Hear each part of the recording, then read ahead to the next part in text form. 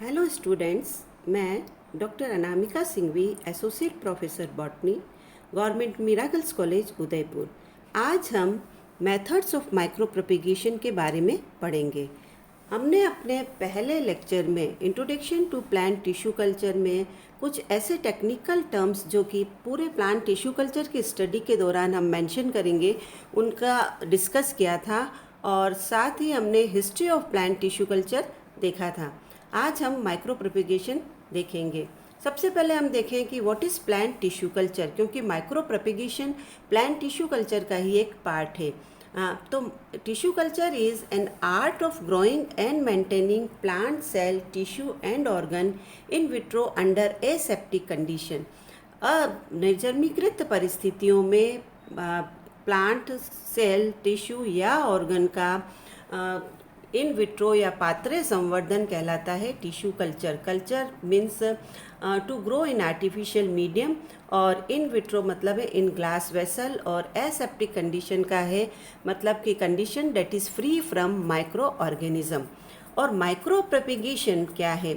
Micro propagation ये शब्द दो वर्ड से मिलकर बना हुआ है, माइक्रो प्लस प्रोपेगेशन। माइक्रो का मतलब है small area of culture vessel, और प्रोपेगेशन का मतलब है increasing large number of propagules. तो micro propagation is the producing large number of propagules in small area of culture vessel. जैसा कि हम यहाँ पर देख रहे हैं, ये कल्चर वेसल है, ये ग्लास बॉटल है, इसका छोटा सा एरिया है ग्लास बॉटल का, और उसके अंदर बहुत सारे प्लांट्स एक साथ ग्रो कर रहे हैं। अगर हम उसमें से एक गुच्छे को बाहर निकालते हैं, क्लम्प बाहर निकालते हैं, तो हम यहाँ पर देख रहे हैं कि यहाँ पर बहुत सारे प्लांट्स हैं, इकट्ठे लग रहे हैं। इसमें इस तरह से प्लांट्स लगते हैं, नंबर्स ऑफ प्लांट्स ग्रो कर रहे हैं। यहाँ पर अगर हमको एक एक शूट अलग करें तो इसमें से कम 100 से 150 प्लांट्स इकट्ठे मिल जाएंगे। तो ये कहलाता है micro propagation, large number of propagules, large number of shoots, जो कि एक छोटे एरिया में हमने ग्रो करवाए हैं। अब हम पाथवेज ऑफ माइक्रो प्रोपेगेशन की बात करते हैं। तो ये 4 पाथवे हैं: callus organogenesis, enhanced axillary bud breaking, de novo synthesis of adventitious bud differentiation, और सोमेटिक एम्ब्रियोजेनेसिस। अब कैलस ऑर्गेनोजेनेसिस की बात करते हैं हम। कैलस हम जानते हैं, callus is a mass of unorganised and undifferentiated cells है। तो असंगठित और अविभेदित कोशिकाओं का समूह, जिसको कि हम कैलस कहते हैं, उस कैलस से जब ऑर्गेनोजेनेसिस होता है, ऑर्गेनोजेनेसिस का मतलब है कि रूट, स्टेम और लीफ का बनना, ऑर्गन्स का बनना। तो कैलस, हमें पता है कि हम कैलस को ग्रो करवाते हैं, जैसे कि कोई सा भी एक्सप्लांट लिया जा सकता है, वो एक डिफ्रेंशिएटेड एक्सप्लांट है। जैसे हमने लीफ के पार्ट्स लिए हैं, लीफ अभी इस समय हमको डिफ्रेंशिएटेड है लीफ, इस लीफ के हमने पार्ट लिए, और इस पर जो पेरेन्काइमस्टस सेल्स एक्सपोज हुई है, उस पेरेन्काइमस्टस सेल्स पर सेल डिवीज़न होगा, और वहाँ पर रैपिड सेल डिवीज़न के साथ में क्लम्प ऑफ सेल्स बनेंगी, और वो बाद में कैलस बनाती है। ये कैलस, जिसमें कि सेल्स का सेल के साथ में कांटेक्ट नहीं है, ये आगे चलकर सोमा क्लोनल वेरिएशन बनाती है, जिसको हमने थोड़ा सा पहले डिस्कस किया है। और कैलस डार्क में रखने पर बनता है, रैपिड डिवीज़न होता है सेल का, और एक मास इकट्ठा हमको मिलता है। फिर हम उसको क्या करते हैं कि रीडिफ्रेंशिएट कराते हैं। पहले जो डिफ्रेंशिएटेड सेल्स थी वो डी डिफ्रेंशिएट हुई, और फिर हमने उसको रीडिफ्रेंशिएट कराया। यहाँ पर हमने पहले कंसंट्रेशन ऑक्सीजन की ज़्यादा ली थी, यहाँ पर हमने ऑक्सीजन ज़्यादा ली है पहले। बाद में जब हमने रीडिफ्रेंशिएशन करवा रहे हैं, इसमें से शूट इंड्यूस कराना चाह रहे हैं हम, तो यहाँ पर हम साइटोकाइनिन की कंसंट्रेशन बढ़ा देते हैं, ऑक्सीजन की कंसंट्रेशन को कम कर देते हैं, और फिर ये बहुत सारे शूट्स कैलस में बने हैं।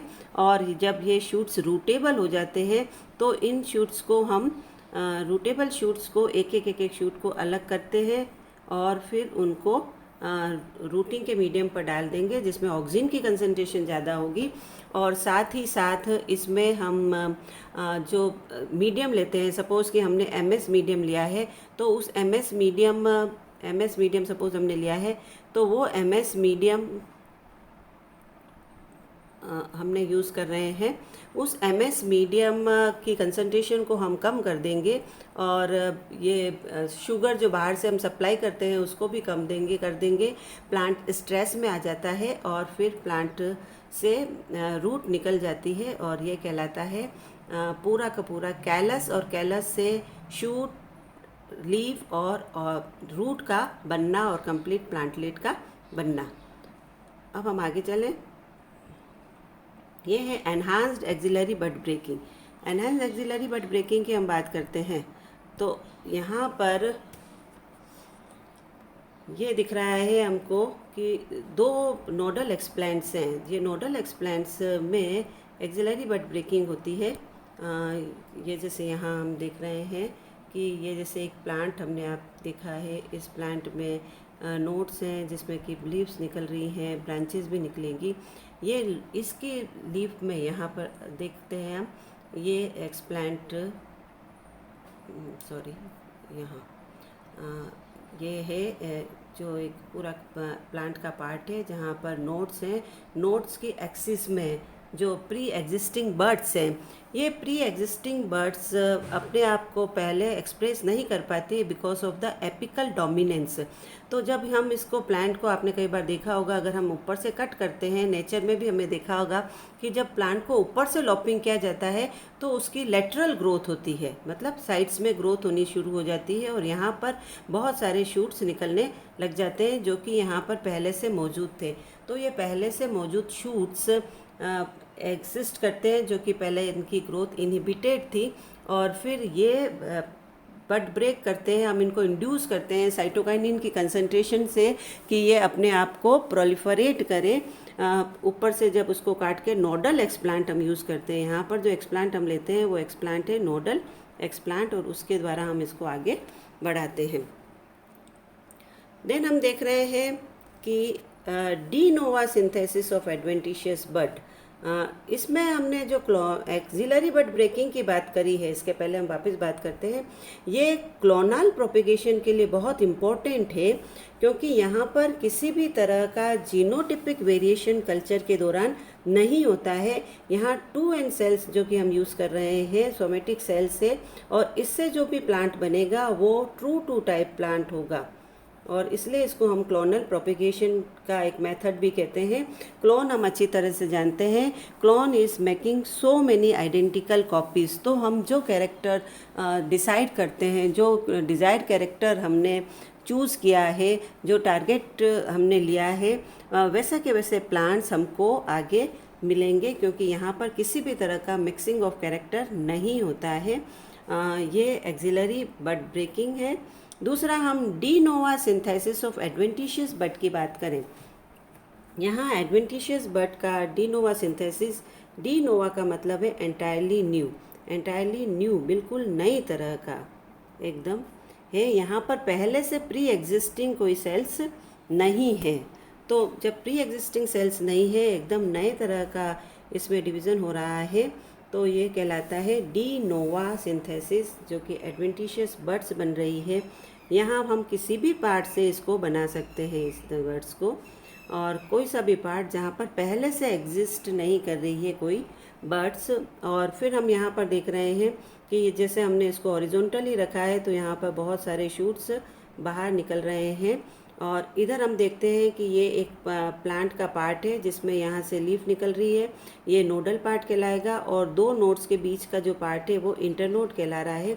इस इंटरनोड को अब हमने कल्चर मीडियम पर रखते हैं तो इसमें से शूट्स निकल रहे हैं। ये कहलाता है डी नोवा सिंथेसिस, जिसमें से कि हम कोई सा भी प्लांट का पार्ट ले सकते हैं और उससे फिर हम जहाँ पर पहले से प्री एग्जिस्टिंग बड्स नहीं है और उसमें हम इंड्यूस करते हैं बड फॉर्मेशन, फिर उससे शूट बनता है और शूट से रूटिंग के साथ में प्लांटलेट जनरेशन होता है। देन एक इम्पॉर्टेंट मेथड है सोमेटिक एम्ब्रियोजेनेसिस। एम्ब्रियो हमें अच्छी तरह से पता है, एम्ब्रियो एक बाइपोलर स्ट्रक्चर है और एम्ब्रियो जनरली जाइगोट से बनता है। जब सोमेटिक सेल से हम एम्ब्रियो को इंड्यूस कराना चाहते हैं तो वो कहलाता है सोमेटिक एम्ब्रियोजेनेसिस। तो सोमेटिक सेल्स क्या हो सकती है? जेनेटिक सेल्स के अलावा, जैसे एंथर्स और एग सेल्स के अलावा जो भी सेल्स है वो सब सोमेटिक सेल्स है। ये कोई सी भी सेल, क्योंकि हमने पहले भी कहा है कि सारी सेल्स टोटीपोटेंसी है, तो टोटीपोटेंसी का मतलब whole cells have the potential to give rise to a complete plant. तो किसी भी सेल को हम इंड्यूस करा सकते हैं एम्ब्रियोजेनेसिस के लिए। तो हम कोई सा भी सेल का या सोमेटिक पार्ट लिया जा सकता है, उससे जो एम्ब्रियो बनेगा वो सोमेटिक एम्ब्रियोजेनेसिस कहलाएगा। ये सोमेटिक एम्ब्रियोजेनेसिस दो तरह का होता है, एक तो इनडायरेक्ट और दूसरा direct somatic embryogenesis. Indirect somatic embryogenesis में तो कैलस के थ्रू एम्ब्रियोजेनेसिस होता है, पहले कैलस बनता है और कैलस के बाद में जो सेल्स मेरिस्टेमेटिक सेल्स पहले ग्लोब्यूलर, फिर हार्ट शेप, टॉर्पिडो और कोटिलिडनरी एम्ब्रियो बनाती है।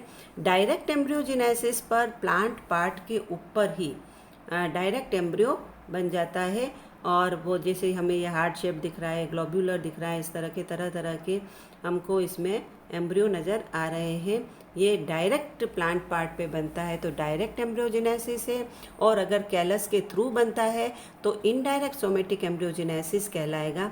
ये सोमेटिक एम्ब्रियोजेनेसिस जो है, इन एम्ब्रियोज को हम उसमें उसको सिंथेटिक सीड बनाकर भी बहुत समय तक प्रिजर्व करके रख सकते हैं। प्लस ये टिश्यू कल्चर स्टडी में या माइक्रो प्रोपेगेशन की स्टडी में सबसे ज़्यादा वैटेज रखता है सोमेटिक एम्ब्रियोजेनेसिस के थ्रू प्लांटलेट रीजनरेशन, बिकॉज इसमें हमको डायरेक्ट एम्ब्रियो बन रहे हैं, डायरेक्ट रूट और शूट बन रही है, और उसमें हार्डनिंग में भी परेशानी नहीं होती है, क्योंकि इसमें जो नॉर्मल रूट्स बनती है, जो रूट्स बनती है वो नॉर्मल होती है।